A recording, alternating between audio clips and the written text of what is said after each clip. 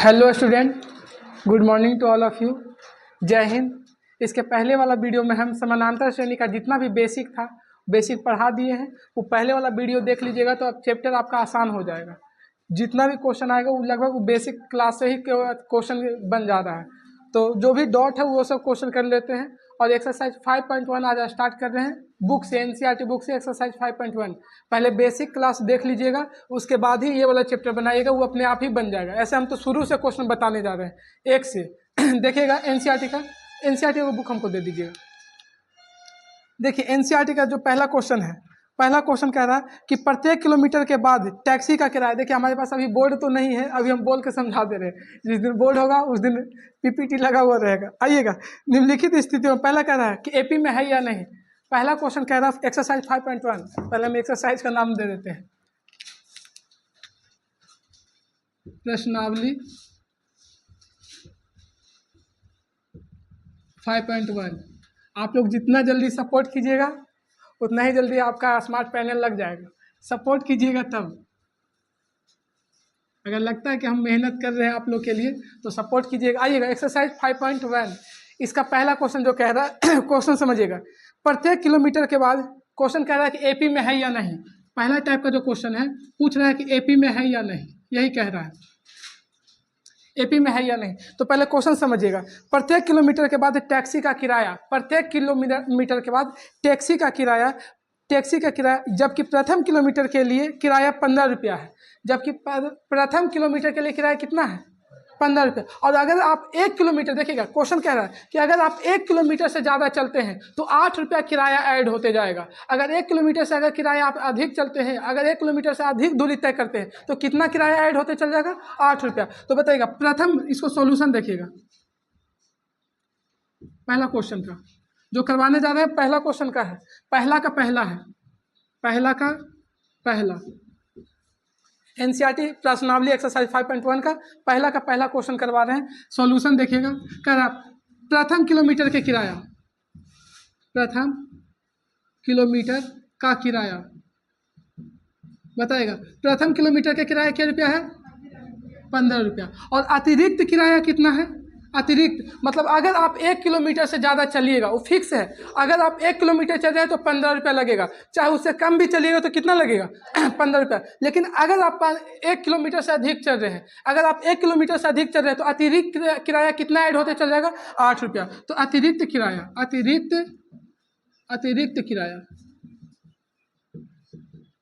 अतिरिक्त किराया कितना रुपया है? 8 रुपया। अतिरिक्त किराया कितना रुपया है? 8 रुपया। तो बताइएगा यहाँ पे हम ले लेते हैं distance in kilometre, distance in kilometre. बताएगा फर्स्ट किलोमीटर का किराया, सेकंड किलोमीटर का किराया, थर्ड किलोमीटर का किराया। इसको और इधर ले लेते हैं, डिस्टेंस इन किलोमीटर। आइएगा first kilometre, second kilometre, third kilometre, fourth kilometre. बहुत हो गया। अब यहाँ पे ध्यान दीजिएगा, आपका किराया कितना लग रहा है? जो ऊपर दूरी है और नीचे क्या चाहिए आपका? किराया। अच्छा, पहला किलोमीटर चलते हैं तो क्या रुपया, कितना किराया लगता है? 15 रुपया। अगर आप 1 किलोमीटर से जब अधिक चलिएगा तो किराया कितना ऐड होते चल जाएगा? 8 रुपया। तो 15 में 8 ऐड कीजिएगा तो दूसरा का किलोमीटर में कितना देना पड़ेगा? 15 में 8 बताइए कितना होगा?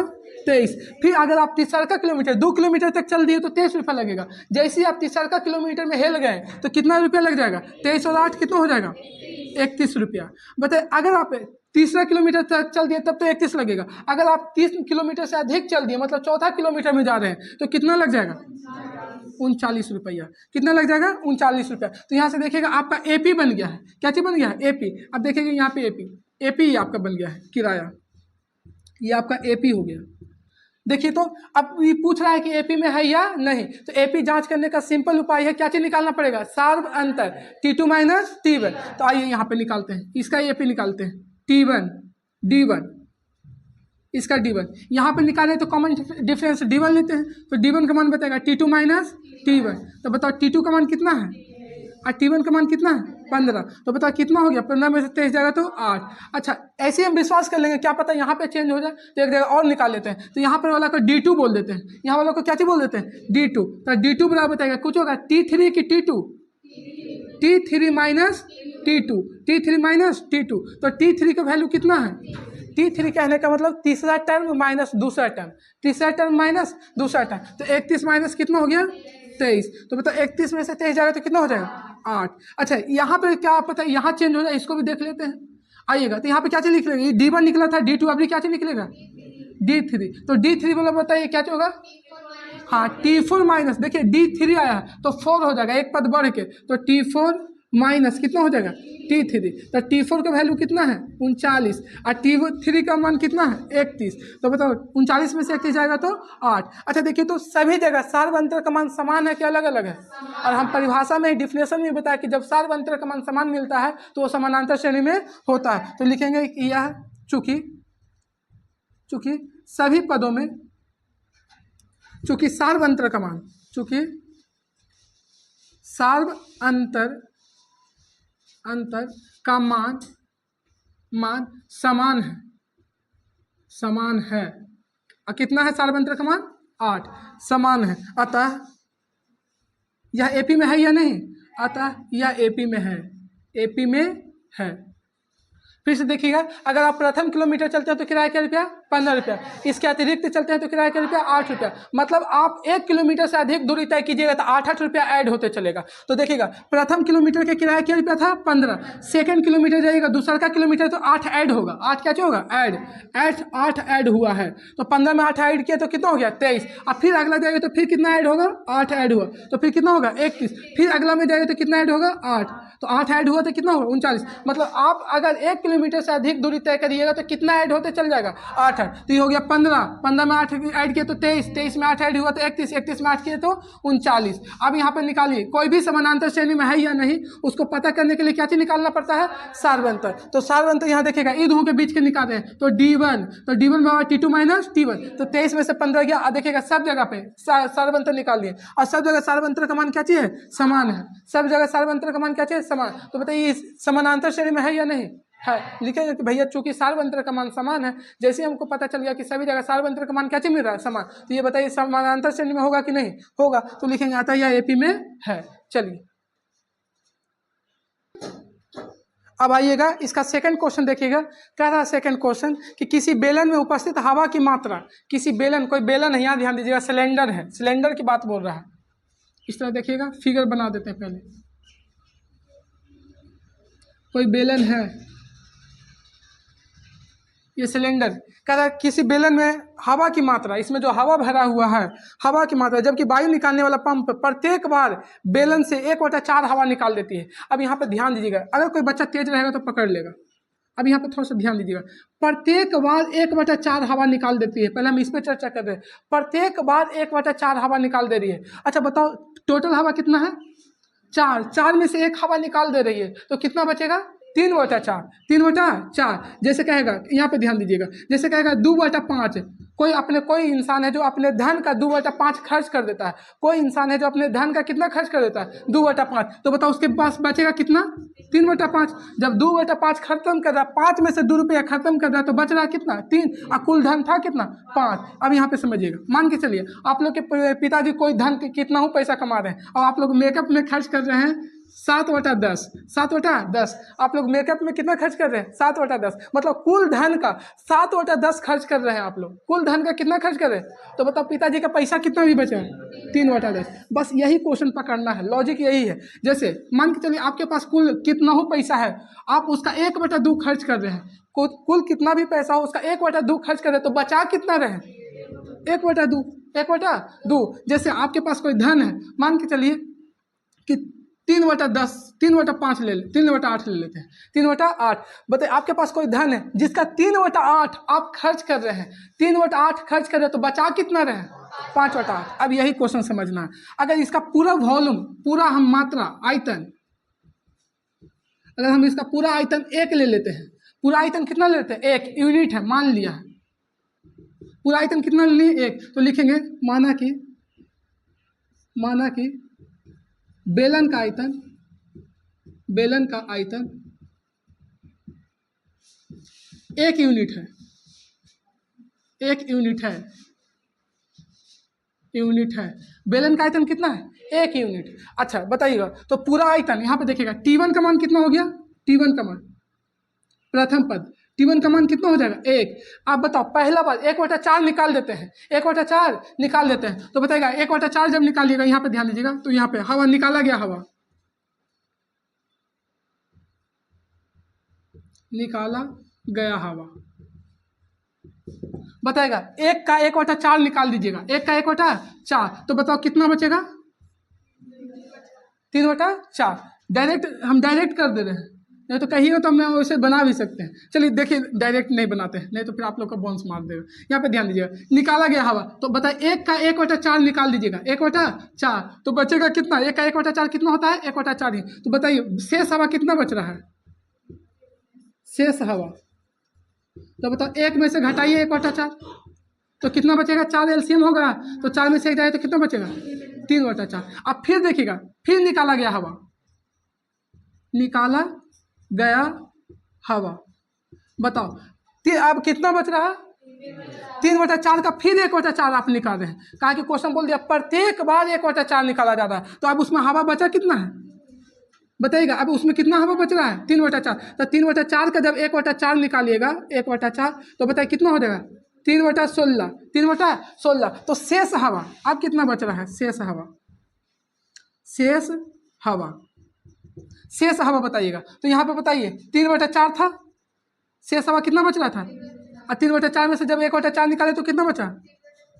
3/16। तो एलसीएम कितना होगा? 16। एलसीएम कितना हो जाएगा? 16। अब बताओ, जब 16 एलसीएम होगा तो 4 चौको 16, 4 तिहाई 12, 12 में से जाएगा 3, तो कितना हो जाएगा? अब शेष हवा कितना बच रहा है? अब फिर 9/16 का आप 1/4 निकाल दिए हैं, तो फिर निकाला गया हवा, निकाला गया हवा, निकाला गया हवा, तो बताइएगा 9/16 है, आप इसका 1/4 निकाल रहे हैं, तो कितना हो जाएगा? 9/64, 9/64। तो फिर अब शेष हवा कितना बच रहा है भैया? शेष हवा, तो आपके पास बच कितना रहा था? 9/16 में से 9/64 निकाल दिए हैं, तो आप घटाइए कि कितना बच रहा है, तो 9/16 माइनस 9/64, तो बताइएगा कितना हो जाएगा? एलसीएम हो जाएगा 64, एलसीएम कितना हो जाएगा? 64। तो बताओ एलसीएम जब 64 हो जाएगा तो हो जाएगा कितना? 9 चौका 36, 9 चौका 36 माइनस 9, तो घटाएगा कितना हो जाएगा? 9 चौका 36, 27/64, 27/64 ये बचेगा। तो देखिए पहला पद आपका आ गया है, देखिए ये जो आप शेष हवा बच रहा है यही आपका T1 है, T1 ये हो गया, आई हो गया T2, ये क्या हो गया? T2। शेष हवा ये क्या हो गया? T3, जो आपका शेष हवा बच रहा है T3, ये जो आपका शेष हवा ये क्या हो जाएगा? यहाँ ध्यान दीजिएगा, शेष हवा T4। अब यहाँ पे ध्यान दीजिएगा, तो आप लिखेंगे AP बनाएंगे, AP देखिएगा, पहला कितना था? 1, फिर कितना बचा है? शेष हवा 3/4, फिर दूसरा का कितना बचा है? 9/16, फिर बताएगा कितना बच रहा है? 27/64, अब फिर कितना बच रहा है? लास्ट यही था 27/64। अब देखिएगा इस समानांतर श्रेणी में है या नहीं, समानांतर श्रेणी में है या नहीं, तो क्या चीज निकालेंगे? सार्वंतर, क्योंकि समानांतर श्रेणी का पता करने के लिए सार्वंतर ही निकालते हैं। तो पहले D1 निकालते हैं, तो D1 बराबर बताएगा T2 माइनस, तो 3/4 और माइनस 1 हो जाएगा, 3/4, फिर लिख लीजिए T2 minus T1, T2 minus T1, तो 3/4 और माइनस 1, तो एलसीएम कितना हो जाएगा?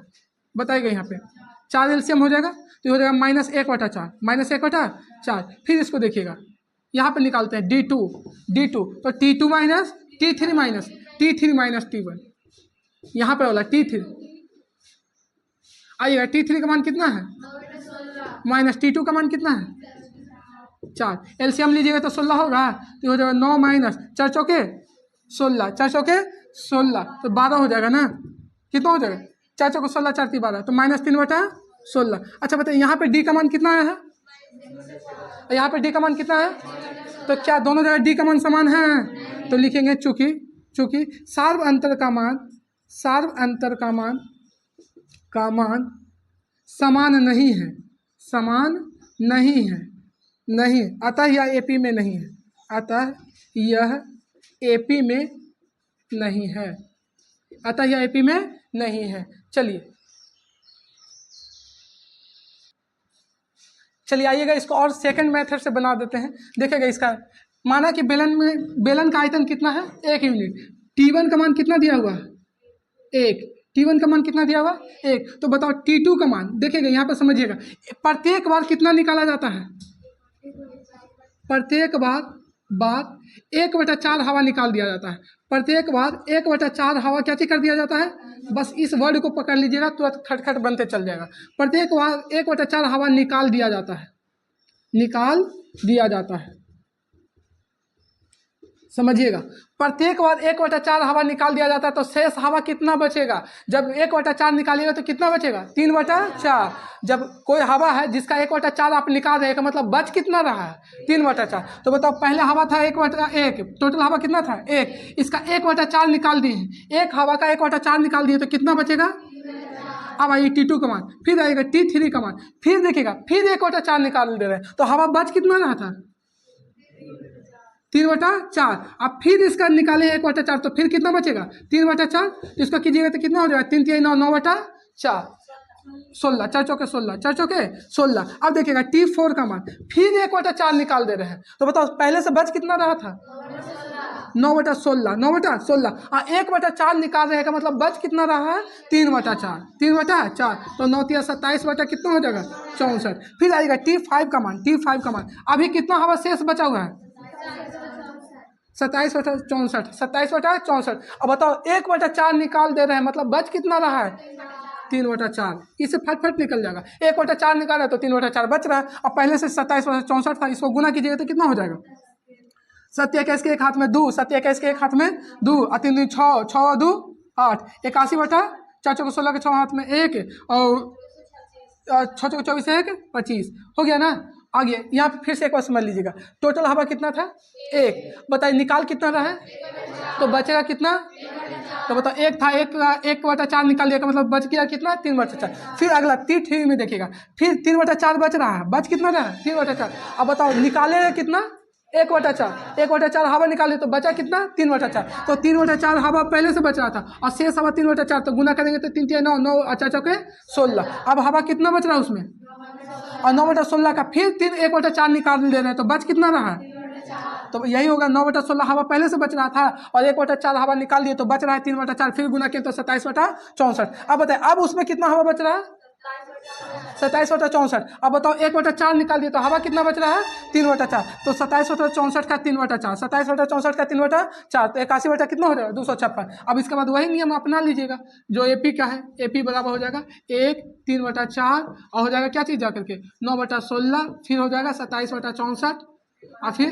81/256, 81/256। बताइए D1 का मान होगा T2 माइनस T1, तो बताओ हो जाएगा 3/4 माइनस 1, तो हो जाएगा -1/4। और फिर आइए D2 का मान, D2 का मान कितना हो जाएगा, T3 minus T2, T3 minus T2। तो बताओ 9/16 माइनस 3/4, LCM हो जाएगा कितना, 16। ये हो जाएगा करके कितना, 9 माइनस 12 माइनस 3/16, 3/16। देखिए तो यहाँ पे D का मान कितना है, यहाँ पे D का मान कितना है, क्या D का मान सेम है, नहीं, तो लिखेंगे क्या था, यह समानांतर श्रेणी में नहीं है। तो ये सेकंड मेथड हो गया, डायरेक्ट इससे पता चल गया, जब 1/4 निकाले का मतलब 3/4 शेष बच रहा है, और वही बार बार गुना कर रहे थे। चलिए आइएगा, अब इसका तीसरा नंबर क्वेश्चन देखिएगा। तीसरा नंबर जो पहला का थर्ड नंबर क्वेश्चन है, प्रत्येक मीटर की खुदाई पर एक कुआं खोदने की आई लागत, जबकि प्रथम मीटर की खुदाई 150 रुपया है। जबकि अगर एक प्रथम मीटर खुदाई करते हैं तो कितना है, 150, और अगर इसके अलावा अगर खुदाई करते हैं तो कितना बढ़ती जाती है, 50 रुपया बढ़ती जाती है। अच्छा, जब पैसा बराबर बढ़ रहा है, बार बार 50 रुपया बढ़ेगा, जैसे अतिरिक्त खुदाई कीजिएगा तो बार बार कितना बढ़ेगा, 50 रुपया। तो बताइए जाहिर सी बात है कि AP में होगा, क्योंकि बार बार 50 ऐड होते जाएगा। मान के चलिए यहाँ पे ध्यान दीजिएगा, 150 रुपया है खुदाई, प्रथम किलोमीटर का कितना, 150, फिर नेक्स्ट खोदिएगा तो कितना हो जाएगा, 200, फिर नेक्स्ट खोदिएगा तो 250, फिर नेक्स्ट खोदिएगा तो 300। तो बताओ जब पैसा बराबर ऐड हो रहा है, पैसा क्या चाहिए, बराबर ऐड हो रहा है, तो सिंपल सी बात है कि AP में होगा। लेकिन बनाएंगे कैसे, जो देखिएगा, तो लिखेंगे प्रथम मीटर की खुदाई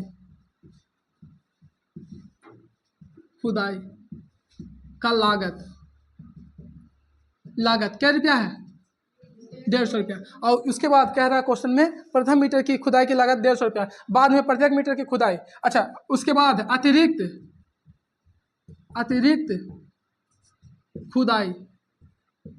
अतिरिक्त खुदाई का लागत कितना ऐड होता है। अच्छा बताओ, अब यहाँ पे ध्यान दीजिएगा,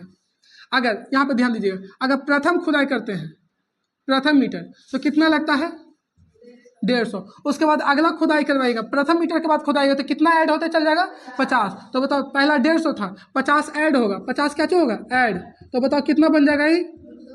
फिर और खुदाई करवाएगा तो फिर कितना ऐड होगा 50 ऐड होगा, तो कितना बन जाएगा 250। कह रहा कि प्रत्येक मीटर की खुदाई पर, यहाँ कह रहा प्रत्येक मीटर की खुदाई पर 50 रुपया ऐड होता है। प्रत्येक मीटर की खुदाई पर कितना ऐड होता है 50 रुपया ऐड होता है। फिर बताइए अगला खुदाई करवाइएगा तो 50 ऐड होगा, तो फिर कितना होगा 300। बताइए अब यहाँ पे ध्यान, ये आपका एपी देखिएगा, अभी एपी में है कि नहीं चेक कर लेते हैं। पहला कितना है 150, फिर कितना है 300। बताइए प्रत्येक मीटर की खुदाई पर कितना ऐड हो रहा था 50। जब पैसा बराबर ऐड हो रहा है तो सिंपल सी बात है कि एपी में होगा, लेकिन हम संतुष्ट नहीं है, इसको डी निकाल लेते हैं, सार्वंतर का मान। तो बताइए T2 माइनस T1, तो T2 का मान 200 और माइनस 150, तो कितना ऐड हो 50 रुपया हो गया ना। फिर आइएगा यहाँ पे D2 का मान, तो बताओ T3 माइनस T2, D2 का मान, T3 का मान कितना है और T2 का मान कितना है 200। तो बताओ 250 में से 200 जाएगा तो कितना बचेगा 50 रुपया। देखिए तो दोनों जगह डी का मान सेम आया है, डी का मान क्या चाहिए सेम। तो बताओ जब सार्वंतर का मान लिखेंगे, चूंकि सार्वंतर का मान समान है,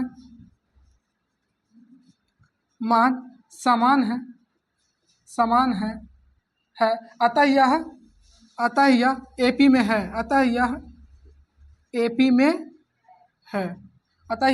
है, चलिए आइए देखिएगा चौथा फर्स्ट का 4th नंबर क्वेश्चन क्या चीज कह रहा है।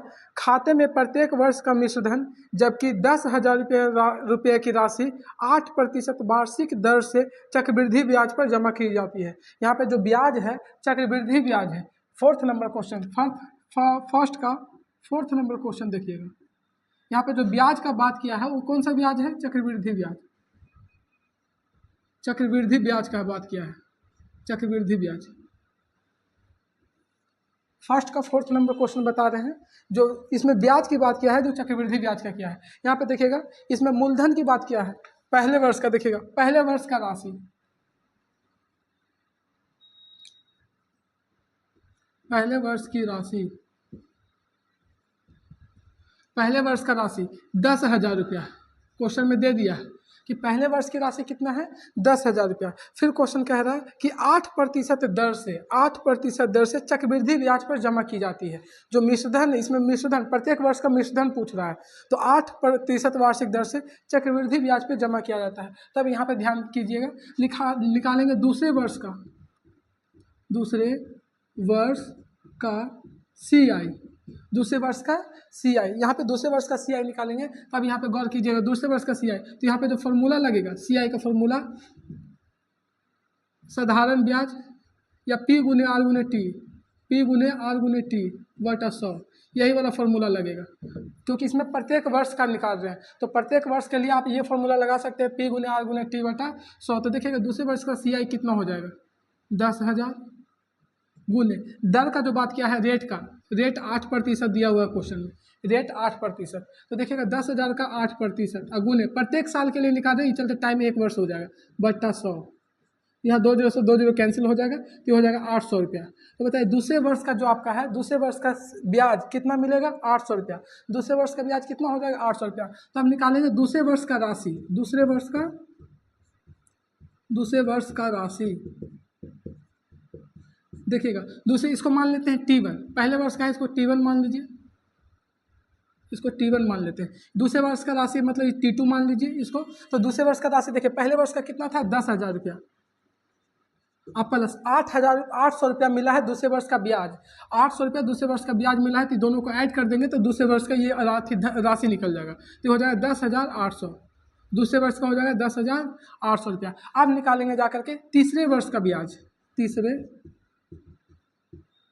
वर्ष का ब्याज तीसरे वर्ष का ब्याज, तो तीसरे वर्ष का ब्याज जो निकलेगा दूसरे वर्ष की राशि पर निकलेगा। तीसरे वर्ष का जो ब्याज है वो दूसरे वर्ष की राशि पर निकलेगा। तो दूसरे वर्ष का राशि कितना था 10,800, ये हो जाएगा 10,800 गुने ब्याज कितना दिया हुआ था 8%। और समय क्योंकि इसमें प्रत्येक साल का अलग अलग निकाल रहे हैं, ये चलते टाइम एक ही साल हो जाएगा। ये नहीं कि तीसरे साल के लिए 3 वर्ष ले लीजिएगा, गलत हो जाएगा क्योंकि यहाँ पे प्रत्येक वर्ष के लिए अलग अलग निकाल रहे हैं। अब बट्टा में 100 हो जाएगा P गुने R गुने T।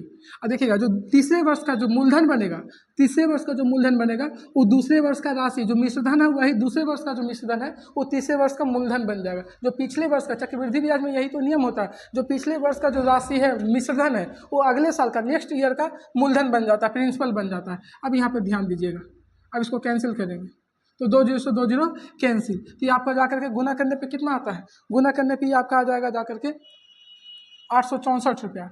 कितना हो जाता है 8 8 64 के 4, 8 8 64 के 4 हाथ में 6, ये हो जाएगा 8, 864 रुपया हो जाएगा, 864 रुपया। अब यहाँ ध्यान दीजिए तीसरे वर्ष का जो ब्याज हो जाएगा 864 रुपया हो जाएगा। अब गौर कीजिएगा तो तीसरे वर्ष का राशि कितना हो जाएगा भैया, ये तो ब्याज निकल के आया है। तो तीसरे वर्ष का ब्याज, तीसरे वर्ष का राशि, तीसरे वर्ष का राशि, इसको T3 मान लीजिए क्योंकि तीसरे वर्ष का राशि निकाल रहे हैं, तो T3 हो जाएगा। तो बताइएगा जो दूसरे वर्ष का ब्याज है, दूसरे वर्ष का ब्याज, दूसरे वर्ष का ब्याज कितना था 10,800 प्लस ये जो दूसरे वर्ष का ब्याज था जो, आप बताइएगा तीसरे वर्ष का ब्याज कितना निकल के आया 864 रुपया, 864। इसको जोड़िएगा तो आपका हो जाएगा जाकर के 11,664, 11,664। अब आइएगा देखिएगा, अब AP तैयार हो गया आपका, AP देखिएगा T1 का वैल्यू कितना है, T1 जो पहले वर्ष का राशि है, T1 का वैल्यू कितना है 10,000। T2 का वैल्यू देखिएगा जो दूसरे वर्ष का राशि है, दूसरे वर्ष का राशि हो जाएगा जो T2 हो जाएगा। तो दूसरे वर्ष का राशि कितना है 10,800, 10,800। तीसरे वर्ष का जो राशि है कितना है 11,664, तीसरे वर्ष का राशि 11,664। देखिएगा यहाँ पे थोड़ा सा फोकस कीजिएगा, जो तीसरे वर्ष का, अगर आप तीसरे वर्ष का ब्याज निकाल रहे हैं, तीसरे वर्ष का जो ब्याज निकाल रहे हैं तो दूसरे वर्ष का जो राशि है वही मूलधन बन जाएगा तीसरे वर्ष के लिए। अब यहाँ पे गौर कीजिएगा तो यहाँ पे निकालेंगे D2 क्योंकि हमको पूछ रहा है कि समानांतर श्रेणी में है या नहीं, तो यही चेक करना है। तो D बराबर होता है T2 minus T1, T2 minus T1, D1 निकाल रहे हैं, D1 मतलब ये दोनों के बीच में। तो बताइए हो जाएगा 10,800 माइनस 10,000, तो यहाँ पर हो जाएगा D1 का मान 800। फिर देखिएगा आगे निकालते हैं D2, तो D2 निकालें मतलब तीसरा टर्म में से कौन सा घटाएंगे, दूसरा टर्म। D2 निकाले तो तीसरा टर्म में से दूसरा टर्म घटाएंगे, तो तीसरा टर्म T3 माइनस T2। तो T3 का वैल्यू कितना है 11,664 और माइनस T2 का वैल्यू कितना है 10,800, 10,800। थोड़ा सा स्पेस कम है यहाँ पे, ये हो जाएगा 10,800। तो बताइए 11,664 में से 10,800 घटाइएगा तो बचेगा 864। देखिएगा यहाँ पे गौर कीजिएगा, यहाँ पे D1 का वैल्यू 8 आया है, यहाँ पे D1 का वैल्यू 864 है। अब यहाँ पे ध्यान दीजिएगा दोनों में समानांतर श्रेणी का वैल्यू जो है अलग अलग है, दोनों में समानांतर श्रेणी का वैल्यू, सारवंतर का वैल्यू, सॉरी समानांतर श्रेणी नहीं, सारवंतर का वैल्यू अलग अलग है। तो लिखेंगे चूंकि सारवंतर का मान, चूंकि सारवंतर का मान, अंतर का मान समान नहीं है, समान नहीं है, क्योंकि यहाँ पे 800 है सारवंतर, यहाँ पे 864 है, तो लिखेंगे कि चूंकि सारवंतर का मान समान नहीं है, क्योंकि जब सारवंतर का मान समान होता है तभी वह समानांतर श्रेणी में होता है। तो यहाँ पे देखिएगा सारवंतर का मान इक्वल नहीं है, अतः यह AP में नहीं है, अतः यह AP में नहीं है। चलिए यहाँ तक समझ में आ गया। फिर से एक बार देख लीजिएगा, पहले वर्ष का राशि दिया होता है, जो आपका पहले वर्ष का मूलधन था वही राशि बन जाएगा पहले वर्ष का। दूसरे वर्ष का ब्याज निकालें, ये P गुने R गुने T, यहाँ पे सिंपल इंटरेस्ट वाला ही फॉर्मूला लग गया, क्योंकि प्रत्येक वर्ष का अलग अलग निकाल रहे थे, वही निकाल के जो तीसरे वर्ष का देखिएगा, तीसरे वर्ष का जो आपका ब्याज होगा वो दूसरे वर्ष का मूलधन, दूसरे वर्ष का राशि है वही तीसरे वर्ष का मूलधन बन जाएगा। और जो आपका देखिएगा जो दूसरे वर्ष का ब्याज निकालेंगे, जब दूसरे वर्ष का CI निकालेंगे तो जो पहले वर्ष का मूलधन है वही दूसरे वर्ष में ऐड हो जाएगा। तो यहाँ पे देख, ये हो गया आपका कंप्लीट। चलिएगा आइएगा, 4th नंबर क्वेश्चन है जो उसका, और 1 का 4th नंबर क्वेश्चन, उसको सेकंड मेथड से बता देते हैं, सेकंड मेथड से बता देते हैं।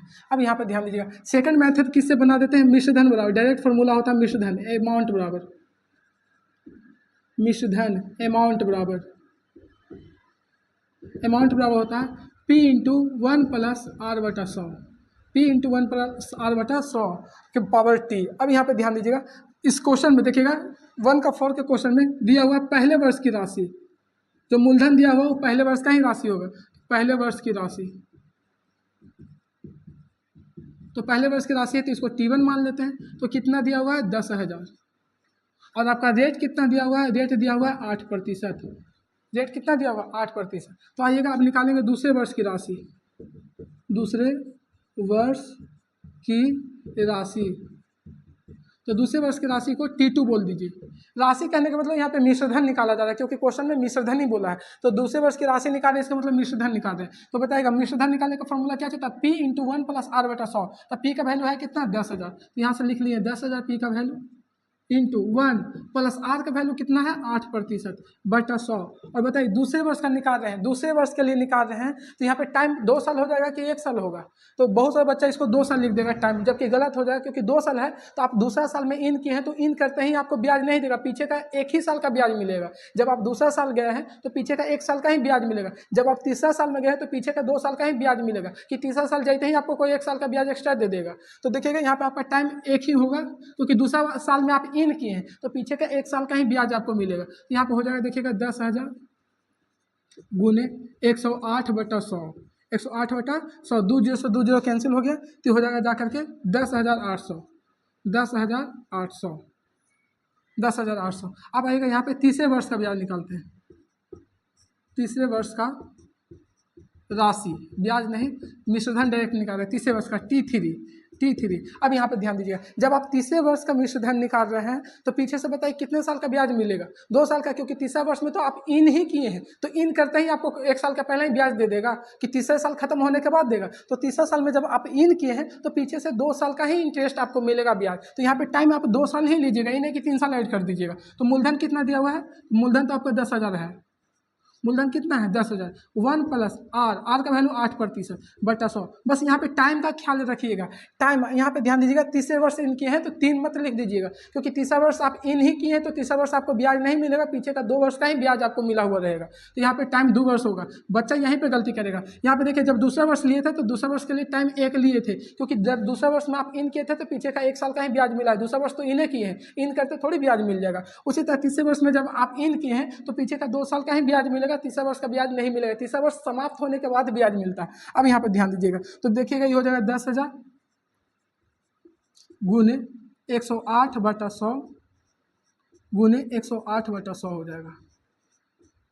2 0 से 2 0 कैंसिल, 2 0 से 2 0 कैंसिल। ये गुना करने पे कितना आएगा, ये गुना कीजिएगा तो हो जाएगा 11,664, 11,664, 11,664। तो आप आइएगा AP बना देते हैं, ये AP देख लीजिएगा। अभी पूछ रहा है कि समानांतर श्रेणी में है कि नहीं, तो पहले चेक कर लेते हैं। पहला T1 का वैल्यू कितना है 10,000, T1 का वैल्यू कितना निकल गया, यहाँ पे बना लेते हैं। T1 का वैल्यू 10,000, T2 का वैल्यू कितना निकल गया है 10,800, 10,800। T3 का वैल्यू कितना निकल गया है 11,664, 11,664। तो देखिएगा यहाँ पे जो आपका D सार्वंतर का मान होगा, यहाँ पे सार्वंतर का मान 800 होगा। D1 का मान कितना हो जाएगा T2 माइनस T1, यहाँ पे हो जाएगा 10,800, 10,800 माइनस 10,000, माइनस 10,000। तो देखिएगा यहाँ पे घटाइएगा तो 800 हो जाएगा। यहाँ पे सार्वंतर का मान 10,000 मिला, 800 मिला।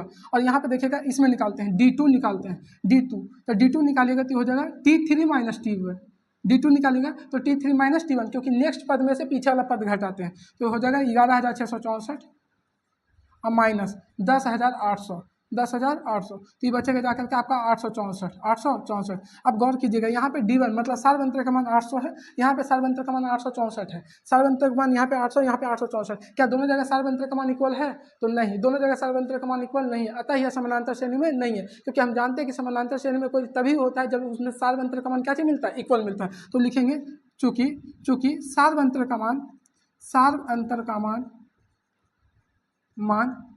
सार्वंतर का मान समान नहीं है, समान नहीं है, अतः यह AP में नहीं है, अतः यह AP नहीं है, AP में नहीं है।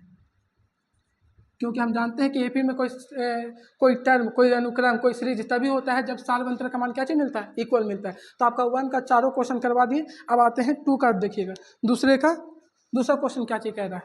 देखिएगा, समझ में आ गया। यहाँ पे सिर्फ टाइम पे आप केयर कीजिएगा, क्योंकि जब तीसरे वर्ष का आप राशि निकाल रहे हैं तो तीसरे वर्ष में पीछे का 2 वर्ष का ब्याज ऐड होता है, यहाँ पे ध्यान दीजिएगा। दूसरे वर्ष के जब राशि निकालिएगा तो पीछे से 1 साल का ही ब्याज ऐड होगा। ये नहीं कि आप दूसरे वर्ष में गए तो बैंक वाला आपको दूसरे वर्ष का ब्याज तुरंत दे देगा, पहले ही 1 साल एक्स्ट्रा थोड़ी ब्याज दे देगा। अब आइएगा अगला,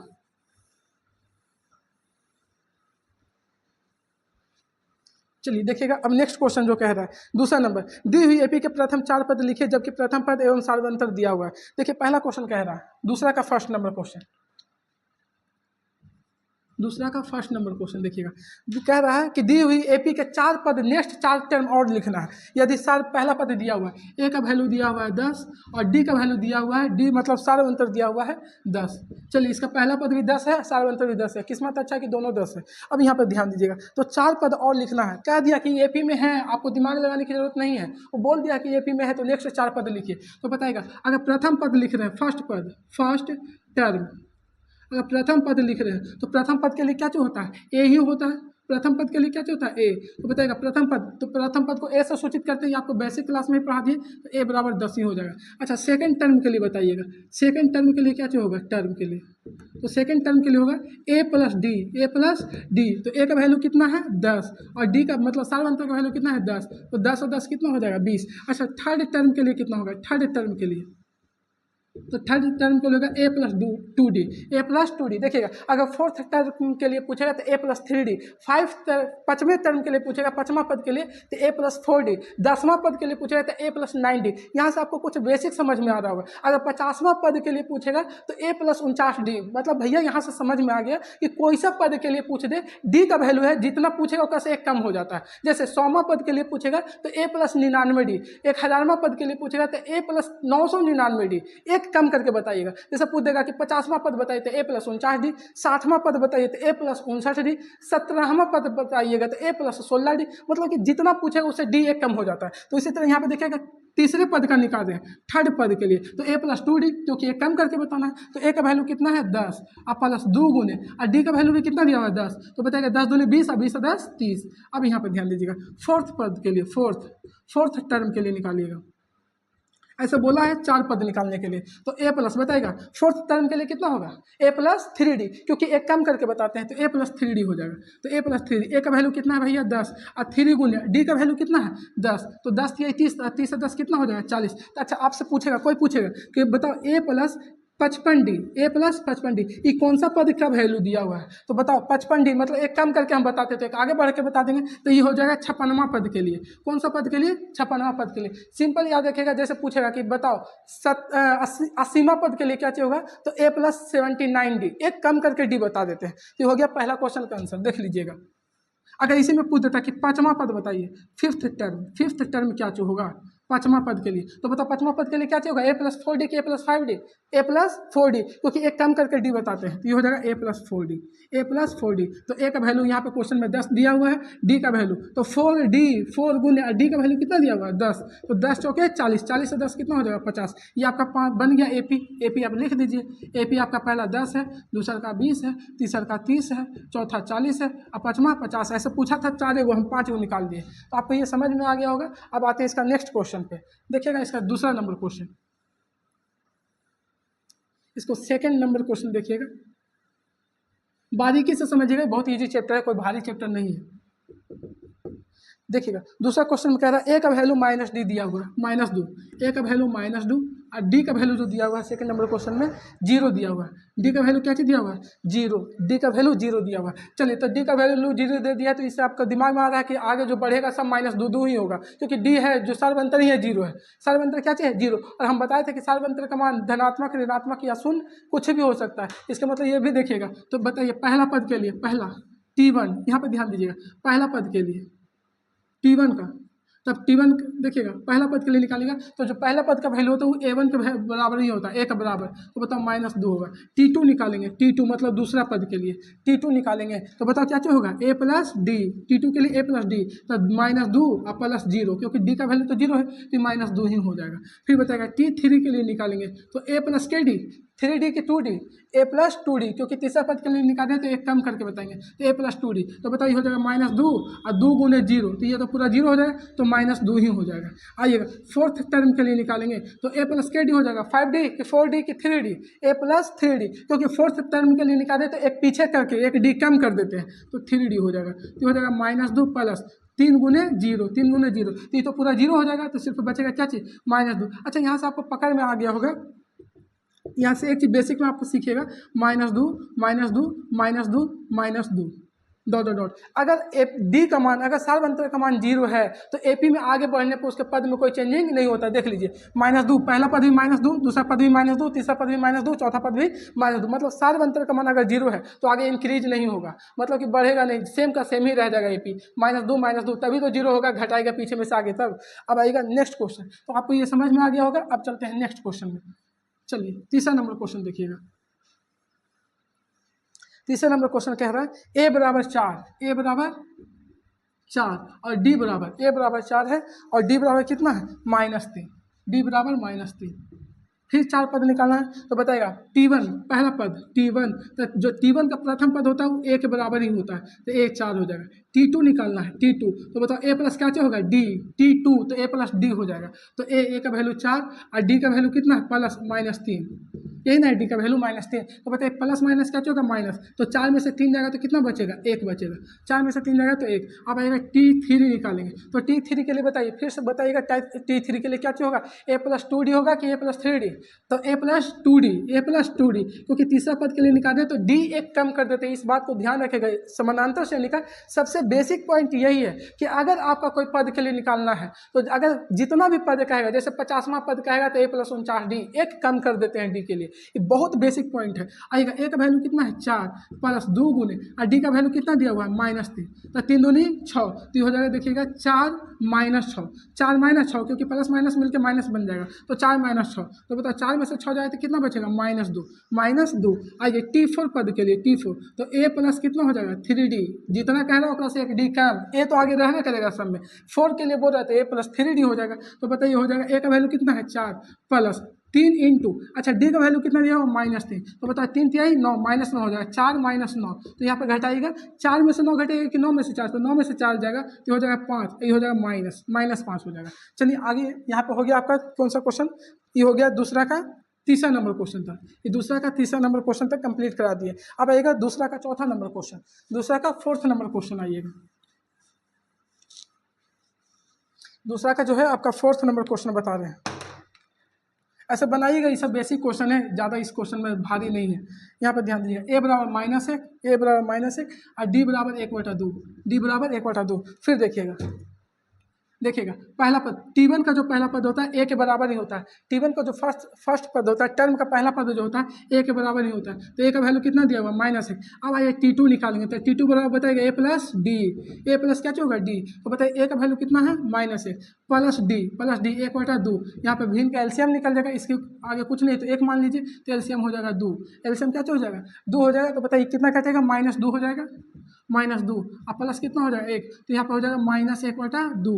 आइए T2 निकल गया, T3 निकालते हैं, T3, तो ए प्लस के डी, बताइए जल्दी, ए प्लस 2D, ए प्लस 2D, क्योंकि तीसरा पद के लिए तो एक कम करके लिखेंगे, तो ए का वैल्यू कितना है आपका -1 प्लस डी का वैल्यू कितना है 2 गुने, डी का वैल्यू 1/2, 2 से 2 कैंसिल हो जाएगा, तो हो जाएगा -1 और +1, तो बताइए कितना हो जाएगा 0, कितना हो जाएगा प्लस माइनस कट के क्या होगा 0 हो जाएगा। फिर आएगा T4 के लिए, T4, तो ए प्लस कितना दी 3D, तो बताइए -1 प्लस 2, तीसरा पद के लिए ना तो 3 गुने डी हो जाएगा, 3/1/2, 3 गुने 1/2, डी का वैल्यू दिया हुआ था 1/2, और तीसरा पद के लिए हो जाएगा, यहाँ पे चौथा पद के लिए 3 आया है तो 3 गुने 1/2 हो जाएगा। तब यहाँ पे कीजिएगा तो -1 ये हो जाएगा प्लस 3/2। अब यहाँ पे एलसीएम निकालिएगा तो हो जाएगा 3 दूने -2 हो जाएगा, प्लस 3 हो जाएगा बटा 2 हो जाएगा, तो बताइए यहाँ पे कितना हो जाएगा 1/2, क्योंकि 3 में से 2 घटेगा, अब बड़ा ये है तो सिंबल बड़ा वाला को लिखा जाता है हमेशा, तो हो जाएगा 1/2। तो आपका हो गया ये जाकर के दूसरा का चौथा नंबर क्वेश्चन, दूसरा का कितना नंबर क्वेश्चन, चौथा नंबर क्वेश्चन कंप्लीट हो गया।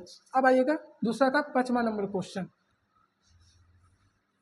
दूसरा का 5वां नंबर क्वेश्चन आइएगा। ए बराबर दिया हुआ है, ए बराबर -1.25, -1.25 और डी का जो मान दिया हुआ है, डी का मान 0.25। डी का जो वैल्यू दिया हुआ है, डी का वैल्यू 0.25। अब आइए पहला पद निकालिएगा टी1 का पहला। तो हम बता दें, बार बार बोल रहे हैं कि टी1 का जो फर्स्ट पद होता है ए के बराबर ही होता है सर, एपी के प्रथम पद के बराबर ही होता है। तो बताइए ए कितना दिया हुआ, -1.25। आइए अब टी2 निकालते हैं, टी2। तो टी2 कैसे निकालेंगे भैया, तो टी2 बराबर हो जाए ए प्लस डी। ए प्लस क्या हो जाएगा डी, तो ए प्लस डी। ए का वैल्यू कितना है -1.25 और डी का वैल्यू कितना है बताइएगा 0.25 -0.25।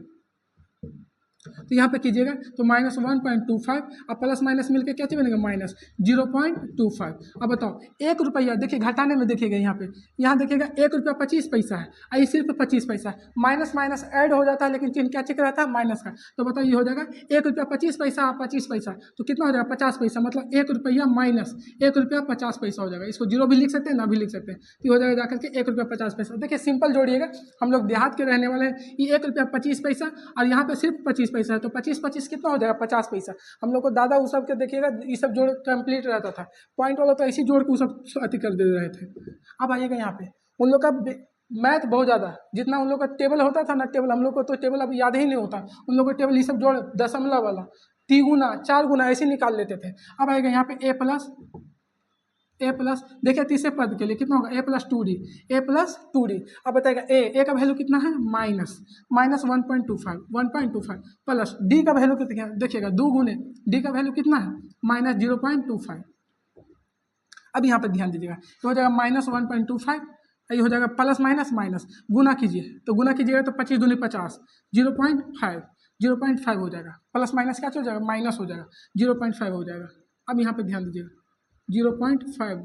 अब देखिएगा ये 1 रुपया 25 पैसा, वैसे मत जोड़िए डायरेक्ट जोड़िए, 1 रुपया 25 पैसा ये 50 पैसा है, कितना पैसा है 50 पैसा, तो 1 रुपया 25 पैसा ये 50 पैसा, तो 25 और 50 कितना हो जाएगा 75, मतलब कि बन जाएगा -1 रुपया 75 पैसा, 1 रुपया 75 पैसा डायरेक्ट जोड़िए। आइए T4 के लिए T4 के लिए तो बताइए ए प्लस के डी हो जाएगा ए प्लस 3D, क्योंकि डी जब फोर्थ पद के लिए चौथे पद के लिए निकालते हैं तो एक कम करके निकालते हैं, डी को लिखते हैं। तो ए का वैल्यू कितना है -1.25 प्लस 3 इंटू डी का वैल्यू कितना है -0.25। अब यहाँ पे ध्यान दीजिएगा कि हो जाएगा -1.25 और -25 या 75 हो जाएगा, 25 या 75 ये हो जाएगा 0.75, क्योंकि प्लस माइनस मिलके माइनस बन जाएगा। तो बताओ माइनस माइनस जुड़ जाता है लेकिन चिन्ह क्या चीज रहता है माइनस का। तो बताओ 1 रुपया 25 पैसा आई 75 पैसा, तो 25 पैसा 75 पैसा कितना हो जाएगा 25 और 75 100, मतलब कि 1 रुपया पहले से 100 पैसा ही बन गया, तो 100 पैसा बराबर 1 रुपया होता है, मतलब टोटल बन जाएगा 2 रुपया।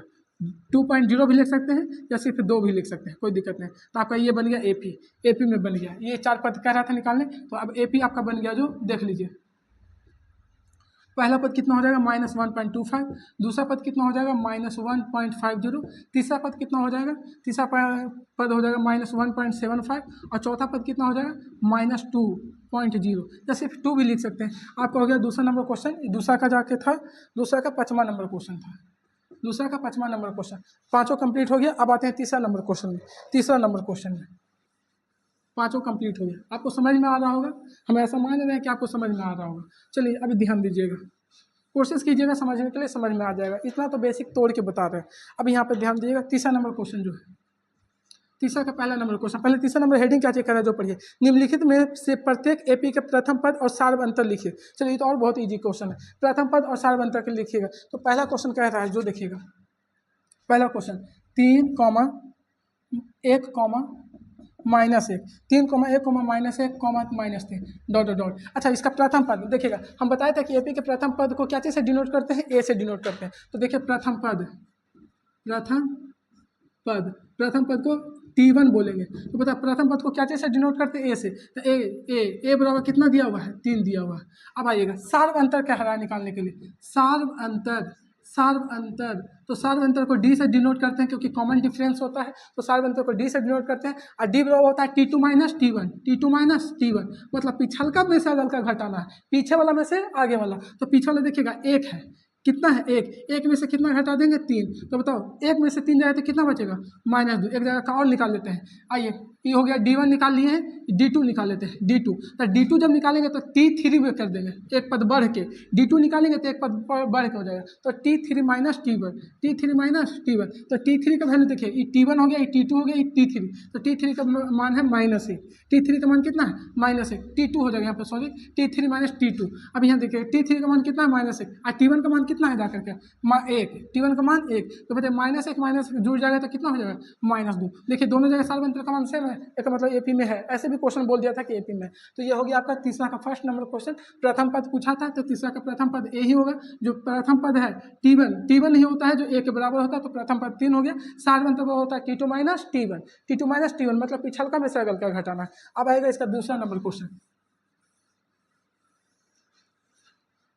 दूसरा नंबर क्वेश्चन देखिएगा, दूसरा नंबर तीसरा का दूसरा नंबर जो क्वेश्चन कह रहा है -5, -1, -3, 7। अब गौर कीजिएगा, इसका भी प्रथम पद पूछा है। तो बताइए प्रथम पद को क्या चीज़ से डिनोट करते हैं, ए से। तो प्रथम पद डायरेक्ट लिखिए, प्रथम पद मतलब ए बराबर पूछ रहा है, ए का मान कितना है -5। अच्छा डी पूछ रहा है सार्व अंतर।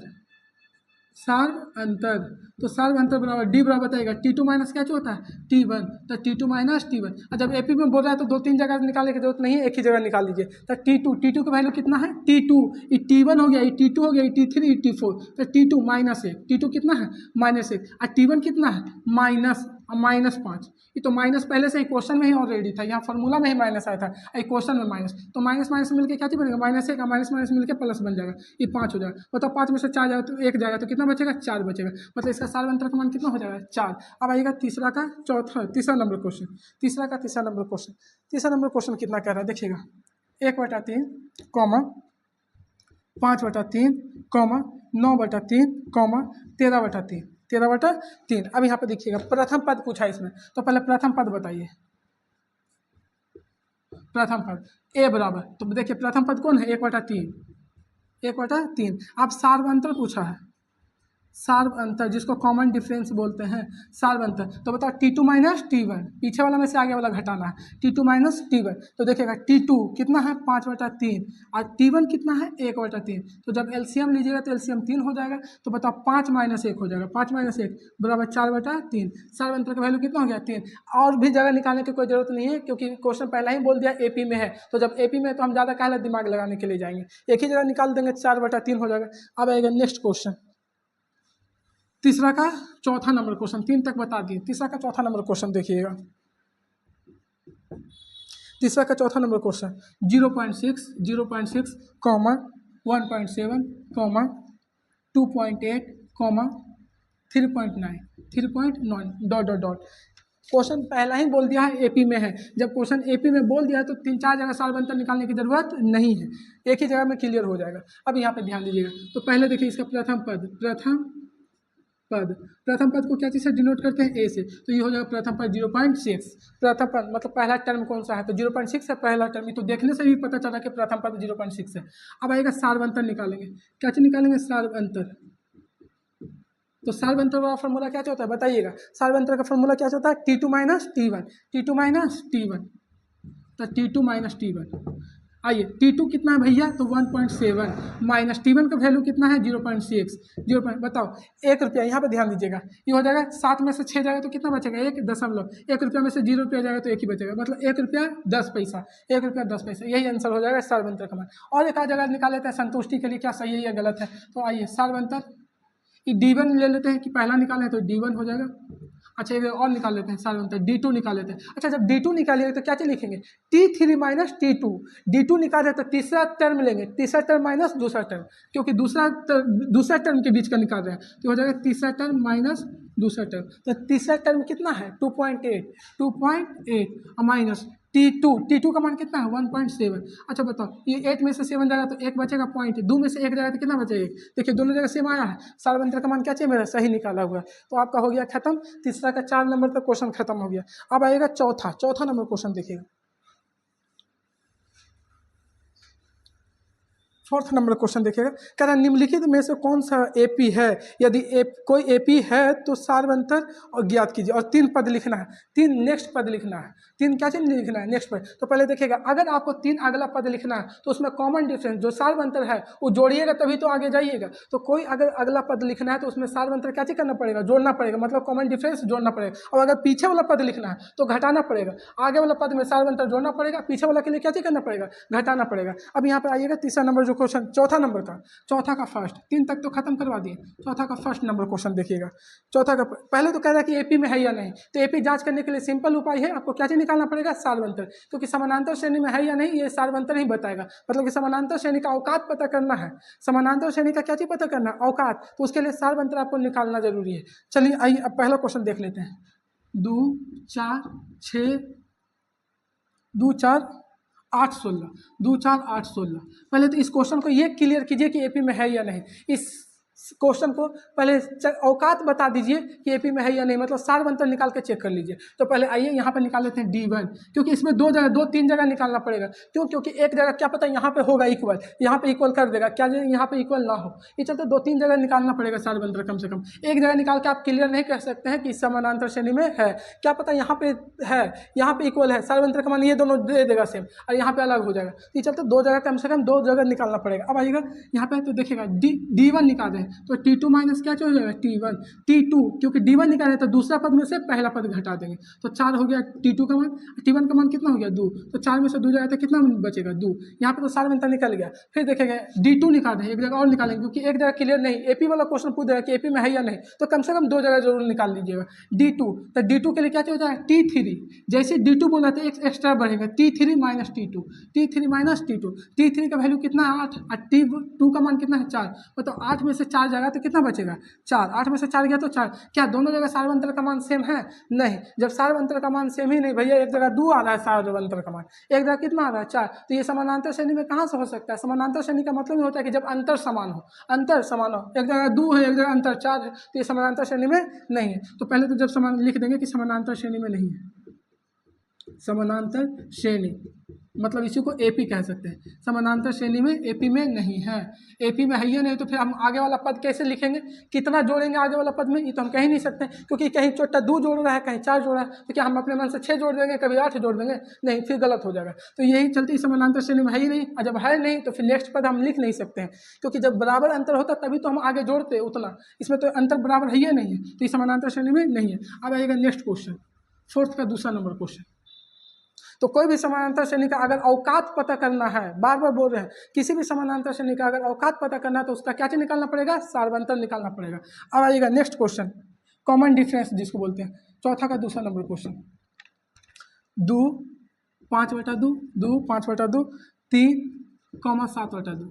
अब यहाँ पे ध्यान दीजिएगा, 2 5/2, तो पहले इसका सार्वंतर औकात पता करने के लिए क्या चीज़, सार्वंतर, तो D1 निकाल लेते हैं, क्योंकि कम से कम 2 जगह चेक करना पड़ेगा। D1 तो T2 minus T1, T2 minus क्या हो जाएगा T1, T2 का मान कितना है 5/2, और T1 का मान कितना है 2, तो बताइएगा 5, ये हो जाएगा 5, एलसीएम लेंगे तो 5 2 दूनी 4 और बटा 2 हो जाएगा, 5 में से 4 जाए तो 1/2, यहाँ पे तो 1/2 आया है, एक जगह और चेक कर लेते हैं, क्या पता वहाँ पे सेम आ जाए या अलग आ जाए।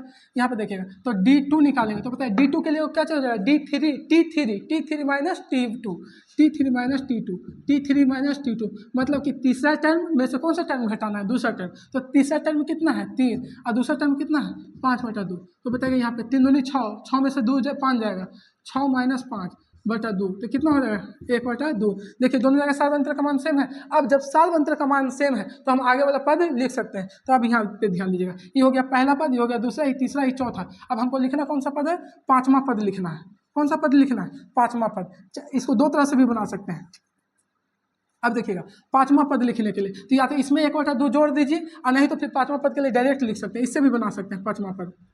T5 के लिए, T5 के लिए देखिएगा डायरेक्ट भी बता देंगे। T5 के लिए क्या होगा A+4D, A+ देखिएगा पहला दिया हुआ है, दूसरा दिया हुआ है, तीसरा दिया हुआ है, चौथा दिया हुआ है, गायब कौन सा है 5वां, तो 5वां के लिए क्या हो जाएगा A+4D। हम बार बार बता रहे हैं कि जब 5वां पूछा है तो घटा करके A+4D। A का वैल्यू कितना है 2, अब बताइएगा 4 गुने D का वैल्यू कितना निकल के आया 2, तो 2 दूनी 4, बताओ कितना हो जाएगा, ये जाके हो जाएगा आपका 2 प्लस ये कितना हो जाएगा जा करके 2, ये हो जाएगा 2 और 2 4, 2 और 2 कितना हो जाएगा 4। अब यहाँ पे देख लीजिएगा डायरेक्ट निकाल के चेक कर लेते हैं। डायरेक्ट 7/2 में 1/2 जोड़िए तभी तो अगला मिलेगा। तो यहाँ पे निकालिएगा एलसीएम, तो एलसीएम कितना होगा 2। अब यहाँ पे ध्यान दीजिएगा, ये 7 + 1 हो जाएगा, तो बताइए 8/2 कितना हो जाएगा 4। ऐसे निकालिए चाहे ऐसे निकालिए, दोनों से सेम ही आएगा, या तो फिर जोड़ते चलिए। अब यहाँ पर ध्यान दीजिएगा, छठा T6, तो बताइए A + KD हो जाएगा 5D, A + 5D। ए का वैल्यू कितना है 2, 5 गुना डी का वैल्यू कितना है 1/2, डी का वैल्यू कितना है 1/2, तो बताएगा 2 प्लस ये हो जाएगा 5/2, 5/2, 2 दूनी 4, 4 और 1 कितना हो जाएगा 4, 2 दूनी 4, 4 और 5 कितना हो जाएगा 9, 9/2, 9/2। तो यहाँ पे हो जाएगा ये 4 हो जाएगा, ये हो जाएगा 9/2 हो जाएगा। अब फिर देखिए, अब आगे वाला निकालना है। T5 निकाल लिया, T6 निकाल लें, T7 निकाल लीजिए। T7 क्या को निकालने के लिए बोल रहा है क्वेश्चन में, सर्वंतर है तो 3 पद और लिखे, 3 पद, तो T7 निकाल दीजिए। T7 तो हो जाएगा A + KD 6D, A + 6D, A + 6D। तो A का वैल्यू कितना है 2 और 6 अगुने D का वैल्यू कितना है 1/2, D का वैल्यू कितना है 1/2, तो 2 तिहाई 6 बताएगा 2 + 3 बराबर कितना हो जाएगा 5, ये 5 हो गया। ये तो देखिए इससे निकाल दिए, ये वाला से डी वाला से। डायरेक्ट भी कोई बच्चा जो तेज रहेगा वो डायरेक्ट निकाल लेगा। डायरेक्ट कैसे निकालेगा तो देखिए, अब डायरेक्ट हम बता देते हैं। देखिएगा चौथा पद दिया हुआ है, पांचवा पद निकालना है, तो आगे जब बढ़ते हैं तो प्लस करते हैं कि माइनस करेंगे, आगे बढ़ने पे प्लस, पीछे आने पे माइनस, तो आगे बढ़ रहे हैं तो देखिएगा 7/2 और आगे बढ़ रहे हैं तो कॉमन डिफरेंस जोड़ते चलिए। 7/2 में 1/2 जोड़िएगा तो बताइएगा एलसीएम 2 हो जाएगा, ये हो जाएगा 7 + 1 तो कितना हो जाएगा 8/2, काटिएगा तो 4 हो जाएगा, मतलब कि यहाँ पे 4 आ जाएगा। फिर आइएगा आगे निकाले, 3 पद निकाला, अभी तो एक ही पद निकाले, तीसरा का फिर देखिएगा अगला निकाले तो फिर 4 में कितना जोड़िएगा कॉमन डिफरेंस जोड़िएगा, क्योंकि आगे बढ़ रहे हैं तो 1/2, तो 4 दूनी 8, 8 1 9, 9/2 ये हो जाएगा 9/2। फिर अगला निकालिए तो 9/2 में कितना 9/2 में जोड़ेंगे, क्योंकि अगला निकाले तो 9/2 में 1/2 जोड़ दीजिए, 9/2 + 1/2 एलसीएम 2 हो जाएगा, 9 1 10, 10/2 बराबर कितना हो जाएगा 5। तो देखिए हम दोनों विधि से बता दिए, आप इससे भी निकाल सकते हैं या डायरेक्ट कॉमन डिफरेंस को जोड़ के निकाल सकते हैं, डायरेक्ट जोड़ के भी निकाल सकते हैं। अब आइएगा नेक्स्ट क्वेश्चन, चौथा का तीसरा, चौथा का तीसरा नंबर क्वेश्चन देखिए। चौथा का तीसरा नंबर कह रहा है -1.2, -1.2, -3.2, -3.2, -5.2, -5.2, -7.2, -7.2। अब यहाँ पे ध्यान दीजिए, पहले तो ये चेक कीजिए एपी में है या नहीं। तो एपी को चेक करने के लिए, औकात चेक करने के लिए बताइए सार्वंतर निकालते हैं। समानांतर श्रेणी में है या नहीं, तो उसका औकात का पता लगाने के लिए क्या चीज़ निकालेंगे सार्वंतर। तो बताइए सार्वंतर निकालिए पहले, सार्वंतर, क्योंकि बिना सार्वंतर के बिना हमको समानांतर श्रेणी का पता ही नहीं चल पाएगा। तो D बराबर D1 निकालिए, तो T2 - T1, T2 - T1 तो ये हो जाएगा -3.2 -1.2, तो हो जाएगा कितना 2 2 4 और 3 1 4 हो जाएगा -4.4, -4.4, 2 2 4 और 3 1 4 -4.4 हो जाएगा। अब आइए दूसरा निकाल लेते हैं D2।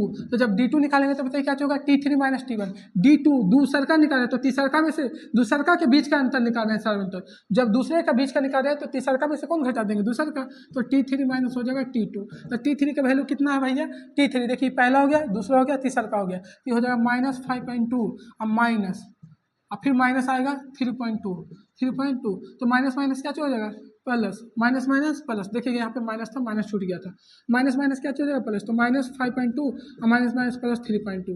अब यहाँ पे ध्यान दीजिएगा, ये 3 में से 3 जाएगा तो कितना जीरो बचेगा, ये हो जाएगा जाकर के कितना 5 में से 3 गया, 5 में से 3 जाएगा तो कितना बचेगा 2, -2.0। देखिएगा यहाँ पे सार्वंतर का मान -4.4 आया है, यहाँ पे सार्वंतर का मान -2.2 आया है, -2.0 आया है। क्या सार्वंतर का मान इक्वल है, ये तो आपको देखने से भी पता चल रहा है कि सार्वंतर का मान इक्वल नहीं है। जब सार्वंतर का मान इक्वल नहीं है तो बताइए समानांतर श्रेणी में कह सकते हैं कि नहीं कह सकते हैं, नहीं कह सकते हैं भैया। समानांतर श्रेणी का मतलब ही होता है कि सार्वंतर होना बराबर होना चाहिए, तो लिख देंगे कि एपी में नहीं है। और जब एपी में नहीं है तो क्या हम नेक्स्ट 3 पद लिख सकते हैं, नहीं। क्या हम अपने मन से कभी 4 जोड़ देंगे, कभी 5, कभी 6 जोड़ देंगे, नहीं। जब इक्वल अंतर पता होता है तभी तो इक्वल हम आगे जोड़ते हैं। तो ये हो गया आपका चौथा का तीसरा नंबर खत्म।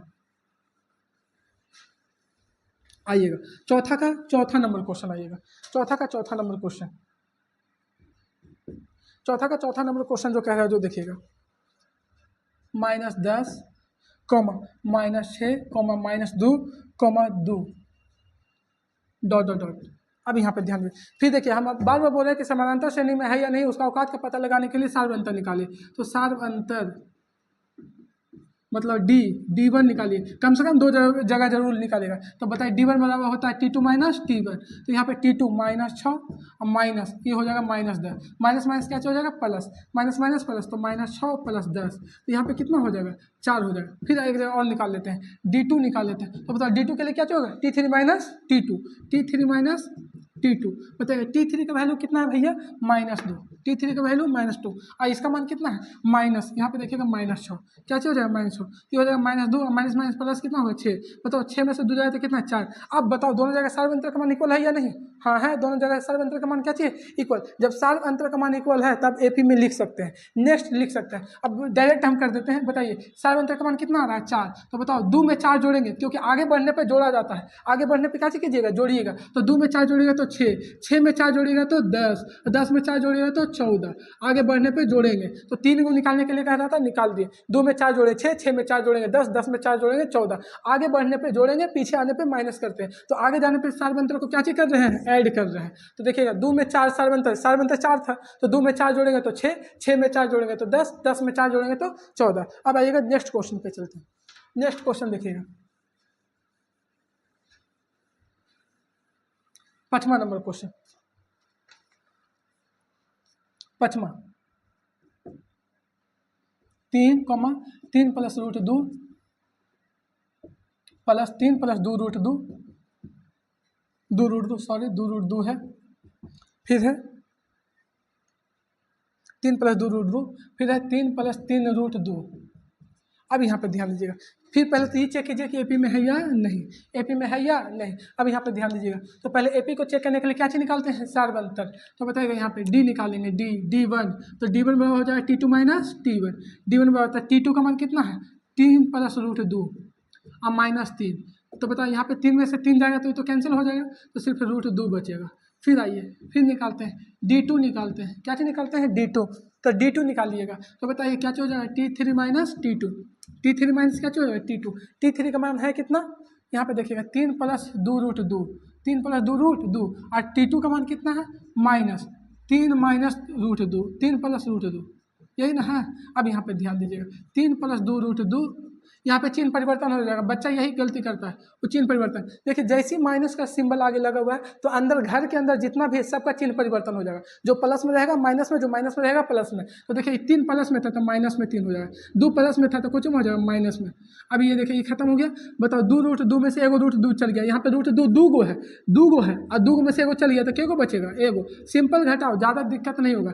देखिए यहाँ पे कहने का मतलब कि √2 क्या बता रहा है 2 गो में से एगो चल जाएगा तो क्या बचेगा एगो। अच्छा बताओ दोनों जगह इक्वल है कि नहीं सार्व अंतर का मान, जब इक्वल है तो आगे जोड़ते चलिए। बताइए यहाँ पे सार्व अंतर का मान कितना है √2, यहाँ पे सार्व अंतर का मान कितना है √2, तो आगे जोड़िएगा 3 पर, तो बताइए यहाँ पे 3 + 3 √2, आप जोड़िएगा यहाँ पे √2 और जोड़िएगा, 3 √2 पहले से था क्योंकि रूट में जुड़ता है, तो 3 गो √2 पहले से था, √2 क्या था 3 गो, एगो और जोड़िएगा, नेक्स्ट पद निकालने के लिए एक और जोड़िएगा, तो कितना हो जाएगा 3 + 4 √2, क्योंकि 3 गो पहले से था √2, एगो और जोड़ेंगे तो कितना होगा 3 + 4 √2, अंक वाला में नहीं जुटेगा, अंक सेम का सेम ही रह जाएगा, 3 का 3 ही रह जाएगा। फिर आगे निकालिए तो अंक तो 3 ही रह जाएगा, यहाँ पे देखिए 4 √2 है, 4 √2, अगला निकालिएगा तो √2 और जोड़िएगा, तो 4 √2 में एक √2 और जोड़ दीजिएगा तो कितना हो जाएगा 5 √2, 5 √2। अब देखिएगा एक और निकालना है 5 √2, तो 3 हो जाएगा, अंक तो वही रह जाएगा, 5 √2 आ गया है, 5 √2 एगो √2 और जोड़िएगा, तो 5 में एक और जोड़िएगा तो कितना हो जाएगा 6 √2, 6 √2, ये हो गया आपका आंसर। 3 को निकालने के लिए कह रहा था 1 2 3 को निकाल दिए। तो बस आगे बढ़ने के लिए क्या चीज करते हैं कॉमन डिफरेंस को जोड़ते हैं, और अगर पीछे बैक रिवर्स में आना है तो कॉमन डिफरेंस को क्या चीज कर देंगे घटा देंगे। ये हो गया आपका आंसर 5वां नंबर। अब आइएगा 6ठा नंबर क्वेश्चन, 6ठा नंबर क्वेश्चन आइएगा। 6ठा नंबर जो क्वेश्चन कह रहा है 0.2 0.2 0.22 0.222 0.2222, ये ऐसे देखने से ही पता चल रहा है कि समानांतर श्रेणी में नहीं होगा। देख लीजिएगा क्योंकि यहाँ पे 20 पैसा, यहाँ पे 22 पैसा, यहाँ पे 222, इस तरह बढ़ रहा है, मतलब बढ़ने का कोई सीक्वेंस ही इक्वल नहीं है, मतलब सीक्वेंस है ही नहीं है, जैसे मन कर रहा हो इसे देखेगा। 0.2 यहाँ पे देखिए कह रहा है कि एपी में है या नहीं, अगर एपी में है तो नेक्स्ट 4 पद लिखना है। अब देखिएगा यहाँ पे पहले सार्व अंतर हम बताएं कि एपी में है या नहीं, तो पहले क्या चीज निकालेंगे सार्व अंतर, तो T2 बराबर क्या चीज देखिए डी निकाल दें, तो T2 माइनस क्या होगा T1, तो डी का मान कितना है T2 का मान कितना है 0.2 0.22 और माइनस T1 का मान कितना है, T1 का मान है 0.2। अब यहाँ पे ध्यान दीजिएगा, घटाएंगे तो देखिए 2 तो हो ही जाएगा, इकाई अंक पे यहाँ पे देखिए पहला अंक खाली है तो 2 का 2 ही रह जाएगा, 2 में से 2 जाएगा तो क्या चीज बचेगा 0, ये हो जाएगा 0.0, ये हो जाएगा 0.02। अब आएगा फिर निकाल लेते हैं, सार्वंत्र में है कि नहीं चेक कर लेते हैं, तो फिर D2 निकालेंगे तो ये हो जाएगा 0 T3 माइनस T2, तो T3 का वैल्यू बताइए कितना है, T3 तो 0.222 और माइनस T2 का मान कितना है 0.22। देखिए घटाएंगे, घटाने में इसको आप लोग को कन्फ्यूजन हो जाएगा, थोड़ा सा देखिए अलग घटा ले रहे हैं, देखिएगा यहाँ पे घटा देते हैं 0.222 और 0.22 घटाएंगे तो 2 का 2 रह जाएगा, यहाँ पे 0 हो जाएगा, 2 में से 2 गया तो 0, ये हो जाएगा 0। देखिएगा ये हो जाएगा जाकर के घटा के 0.022। क्या इस सार्वंत्र में है, देख लीजिए तो यहाँ पे सार्वंत्र का मान 0.2 आ रहा है, यहाँ पे सार्वंत्र का मान 0.22 आ रहा है, तो यह एपी में नहीं है क्योंकि सार्वंत्र का मान इक्वल नहीं है, तो देखिएगा यह एपी में नहीं, लिखेंगे एपी में नहीं है, एपी में नहीं है। अब आएगा नेक्स्ट क्वेश्चन आइएगा 7वां नंबर क्वेश्चन। 7वां नंबर जो क्वेश्चन कह रहा है देखिएगा, 0 हो जाएगा, ये हो जाएगा -4 हो जाएगा, -8 हो जाएगा, -12 हो जाएगा, डॉट डॉट डॉट। अब यहाँ पे आप ध्यान दीजिएगा, फिर कह रहा है कि एपी में है या नहीं, तो पहले सार्वंत्र निकालिए, D बराबर हो जाएगा T2 माइनस T1, तो T2 का मान कितना है -4, T1 का मान कितना है 0, यह हो जाएगा कितना -4 ही हो जाएगा, -4। फिर आएगा फिर निकालेंगे D2, ये हो जाएगा T3 माइनस T2 बताइए T3 का मान कितना है -8 और T2 का मान कितना है -4, T2 का मान कितना है -4,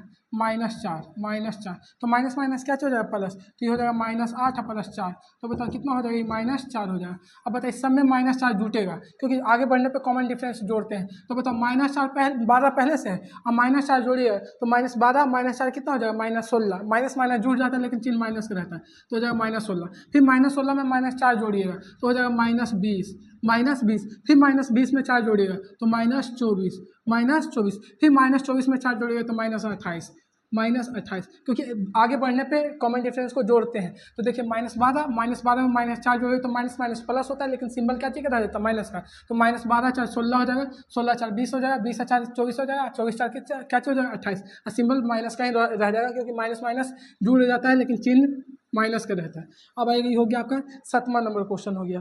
अब आइएगा यहाँ पे 7वां के बाद 8वां नंबर क्वेश्चन। 8वां नंबर जो क्वेश्चन कह रहा है -1/2, -1/2, -1/2 सब -1/2 ही है, -1/2, फिर -1/2, फिर देखिएगा -1/2, अब यहाँ पे ध्यान दीजिएगा, फिर D निकालेंगे तो T2 माइनस T1 हो जाएगा -1/2 और -1/2, माइनस माइनस क्या चाहिए -1/2 और माइनस माइनस क्या हो जाएगा +1/2, ये तो 0 हो जाएगा, क्या हो जाएगा 0। अब यहाँ पर ध्यान दीजिएगा D2 निकालेंगे तो फिर -1/2 और फिर बताइए फिर -1/2, तो बताइए -1/2 और माइनस माइनस +1/2, फिर यहाँ पे कट के 0 हो जाएगा, तो सार्वंत्र का मान 0 मिल रहा है, इसका मतलब सेम ही पद बढ़ेगा, ये भी हो जाएगा -1/2, फिर हो जाएगा -1/2, क्योंकि सार्वंत्र का मान 0 है, 0 ऐड कीजिएगा तो संख्या में कोई परिवर्तन होगा नहीं, तो -1/2 आते रहेगा। जब सार्वंत्र का मान 0 है तो नेक्स्ट पद में 0 जोड़िएगा तो संख्या में कोई फर्क पड़ने वाला नहीं है, कोई डिफरेंस नहीं होगा क्योंकि 0 है, 0 जोड़ने पर कोई फर्क थोड़ी पड़ेगा। अब आइए नेक्स्ट 8वां नंबर क्वेश्चन खत्म हो गया, 9वां नंबर क्वेश्चन आइएगा। 9वां नंबर क्वेश्चन देखिएगा, 9वां नंबर क्वेश्चन 1 3 9 27, पहले D निकालिए, D तो T2 माइनस T1, T का मान है कितना 3, T2 का माइनस T1 का मान कितना है 1, 3 में से 1 जाएगा तो 2, फिर देखिएगा D2 निकालेंगे तो T3 माइनस T2, T3 का मान माइनस और T2 का मान कितना है 3, 9 में से 3 जाएगा तो 6। क्या यहाँ पे सार्वंत्र का मान 2, यहाँ पे सार्वंत्र का मान 6, सार्वंत्र का मान इक्वल है नहीं है, तो एपी में नहीं है, ये हो गया कैंसिल, एपी में नहीं है। फिर आइएगा नेक्स्ट क्वेश्चन, एपी में नहीं है। फिर देखिएगा आपका 10वां नंबर क्वेश्चन, ऐसा 10वां नंबर क्वेश्चन एग्जाम्पल में हम करवा दिए बेसिक में, A 2A 3A 2A 3A 4A, तो देखने से ही पता चला कि A बढ़ रहा है, सब में A इंक्रीज हो रहा है, ये ऐसे ही पता चला कि सार्वंत्र में है। देख लीजिए D1 निकाल लेते हैं तो T2 माइनस T1, तो T2 का मान 2a, इसका मान कितना है a, तो 2a में से a जाएगा तो a।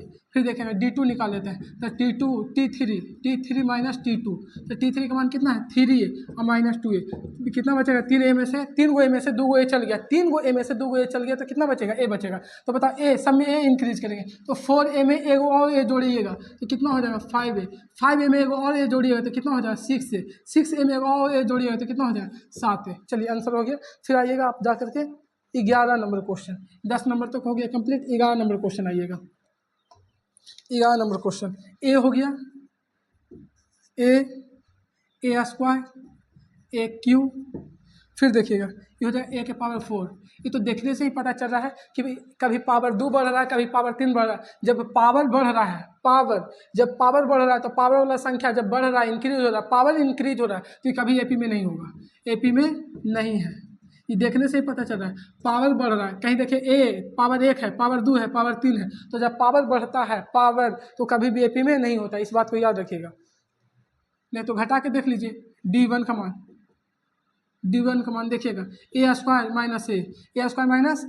अब यहाँ पे ध्यान दीजिएगा, फिर यहाँ पे D1 का मान, D2 का मान निकालिए तो ए क्यू माइनस ए स्क्वायर, ए क्यू माइनस ए स्क्वायर। यहाँ पे पावर 3 है, यहाँ पे पावर कितना है 2, तो ए क्यू माइनस ए स्क्वायर। तो यह एपी में नहीं है, एपी में नहीं है, क्योंकि पावर बढ़ रहा है। अब पावर जब बढ़ता है तो पावर वाली संख्या एपी में नहीं होता है, पावर वाली संख्या जो इंक्रीज हो रहा है, पावर इंक्रीज हो रहा है तो एपी में नहीं होगा। चलिए आगे आइएगा, नेक्स्ट क्वेश्चन देखिएगा, √2, √8, √18 और √32।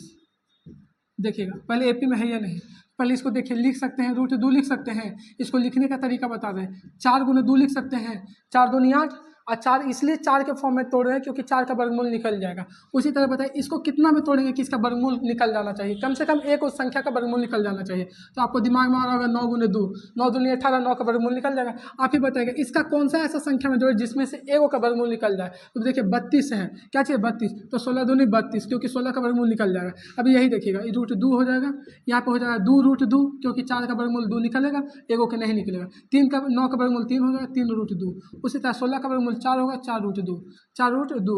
अब यहाँ पे ध्यान दें, देख के ही पता चल रहा है कि √2 इंक्रीज हो रहा है। देखिए √2, फिर √2 ऐड हुआ था 2√2, और फिर एक में 2 ऐड हुआ है, √2 ऐड हुआ था 3√2, और 3√2 में फिर √2 ऐड हुआ तो 4√2। ऐसे सारे अंतर निकाल लीजिए, पता नहीं चल रहा होगा आप लोग को। तक यहाँ पे देखिए T2 माइनस T1 तो हो जाएगा 2√2 और माइनस √2। तो बताओ 2 गो √2 में से √2 के गो है 2 गो में से गो गया तो क्या गो बचेगा, सिर्फ √2 बचेगा। फिर एक और निकाल लीजिए, D2 निकाल लेते हैं, ये हो गया D1, D2, तो D2 के लिए क्या होगा T3 minus T1, T3 minus T2, तो T3 का मान कितना है देख लीजिए, 3√2 और माइनस √2, 2√2, ये रहा 2√2। तो 3 गो √2 में से √2 जाएगा तो खाली क्या चीज बचेगा √2, मतलब √2 का इंक्रीज हो रहा है। अच्छा तो यहाँ पे बताइए कितना हो जाएगा 5√2, ये फिर कितना हो जाएगा 6√2, आइए कितना हो जाएगा 7√2, क्योंकि आगे बढ़ने पे कॉमन डिफरेंस को जोड़ते हैं। अच्छा 5√2, अब यहाँ पे ध्यान दीजिएगा, जब देखिएगा 16 था तो उसका वर्गमूल निकाले थे तो 4 हुआ, तो 5 है तो अंदर में कितना जाएगा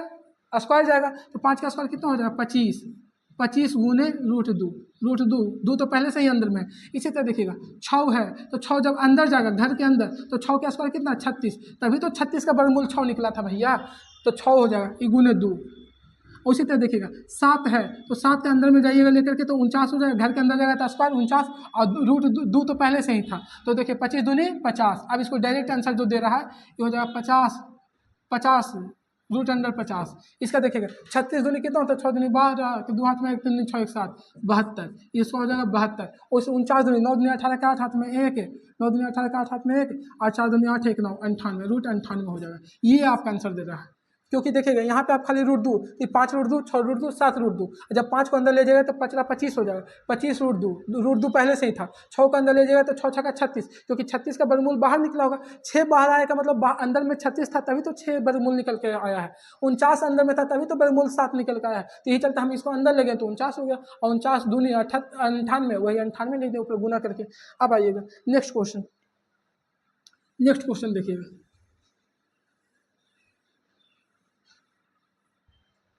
नेक्स्ट क्वेश्चन देखिएगा आपका है जाकर के √3 √6, आपका 13 नंबर क्वेश्चन है, चौथा का 13 नंबर क्वेश्चन, √3 √6 √3, √6, √9 और √12। अब यहाँ पर ध्यान दीजिएगा, ये हो रहा है कि नहीं, पहले ये डी है कि नहीं जो देखिएगा। यहाँ पे देखिएगा, यहाँ पे डी का मान निकालिए तो हो जाएगा √6 और माइनस √3, √6 माइनस √3। अब यहाँ पे ध्यान दीजिएगा, अब ये तो घटेगा नहीं, यहाँ पे ध्यान दीजिएगा, ये हो जाएगा जा करके। अगला देखिएगा, 6 में से √3 नहीं घटेगा। फिर देखिएगा यहाँ पे निकालते हैं D2 का मान, तो ये हो जाएगा √9 और माइनस √6। तो बताओ 9 का वर्गमूल 3 हो जाएगा, √6, 3 में से √6 घटेगा नहीं, तो ये AP में है, ये नहीं है। यहाँ पे देखिएगा, यहाँ पे कॉमन डिफरेंस का मान आ रहा है 6 माइनस √3, यहाँ पे कॉमन डिफरेंस का मान आ रहा है 3 माइनस √6, 3 माइनस √6, ये AP में नहीं है, AP में नहीं है, नहीं। ऐसे भी देख लीजिए, AP में ही पता ही चल रहा है, ये 3 है, 3 दूनी 6, 6 तिहाई 3 दूनी 6, 3 तिहाई 9, 3 चौके 12, 3 चौके 12। तो देखिए पता चल रहा है कि टेबल लिखा हुआ है, रूट के अंदर क्या चीज़ लिखा हुआ है, टेबल, तो AP में नहीं है। ऐसे भी कॉमन डिफरेंस निकाल रहे हैं, तो यहाँ पर का कॉमन डिफरेंस आ रहा है √6 माइनस √3, यहाँ पर का कॉमन डिफरेंस आ रहा है, देखिएगा √9 और √6, तो √9 का वर्गमूल हो जाएगा 3 और √6 का वर्गमूल नहीं निकलेगा, तो इसी को इसी रह जाएगा। तो बताइए कहाँ से कॉमन डिफरेंस हो जाएगा 3 माइनस √6, क्योंकि ये हो जाएगा परिमेय संख्या या परिमेय संख्या, तो परिमेय में से परिमेय थोड़ी घटता, तो इसी को इसी रह जाएगा, तो कॉमन डिफरेंस इक्वल नहीं, चलते समानांतर श्रेणी नहीं होगा। अब आइएगा जाकर के 14 नंबर क्वेश्चन में, 14 नंबर क्वेश्चन में आइएगा, 14 नंबर क्वेश्चन, 14 लास्ट पहुंच गए हैं। 1 के स्क्वायर, 2 के क्यूब, 3 के स्क्वायर, 1 के स्क्वायर, 3 के स्क्वायर, 5 के स्क्वायर, 7 के स्क्वायर। अब देख लेते थोड़ा सा डॉट डॉट डॉट।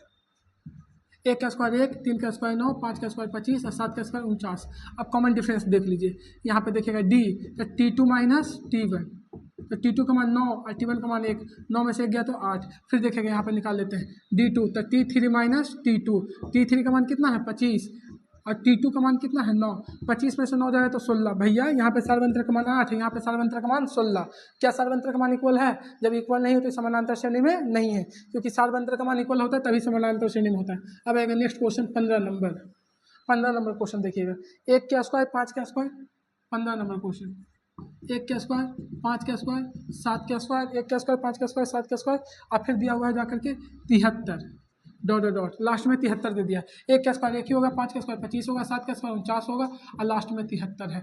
यहाँ पे कॉमन डिफरेंस निकालिए तो D बराबर हो जाएगा T2 माइनस T1, मतलब 25 में से 1 घटाइएगा तो कितना हो जाएगा 24। उसी तरह यहाँ पे निकाल लीजिए D2, तो फिर 49 में से कितना घटाइएगा 25, तो 49 में से 25, 9 में से 5 गया तो 4 और यहाँ पर हो जाएगा कितना 2। देखिए इसमें कॉमन डिफरेंस इक्वल है, कितना आ रहा है सब में 24 आ रहा है, तो सब में 24 ऐड कीजिए, तो 73 में 24 ऐड कीजिएगा, 73 में 24, तो 4 और 3 7, 24 ऐड कीजिएगा तो 4 और 3 7 और 7 और 2 9 हो जाएगा ना, 4 और 3 7 और 7 और 2 9। फिर 24 ऐड कीजिए, तो 24 जब ऐड कीजिएगा 97 में 24 ऐड कीजिए, 97 प्लस 24 फिर ऐड कीजिएगा, क्योंकि आगे बढ़ने पे कॉमन डिफरेंस ऐड करते हैं। तो 7 4 11 के एक हाथ में 1 और 9 2 11 1 12, 121 हो जाएगा, 121। फिर 121 में 24 ऐड कीजिए, फिर 24 ऐड कीजिए, तो 4 1 5, 4 1 5 और 2 2 4, 2 2 4 1 5, 2 2 4 1, 145, 145। 3 को पद निकालने के लिए कह रहा था है, क्योंकि यह AP में है, क्योंकि समानांतर श्रेणी का मान निकल आ रहा था, ये चलते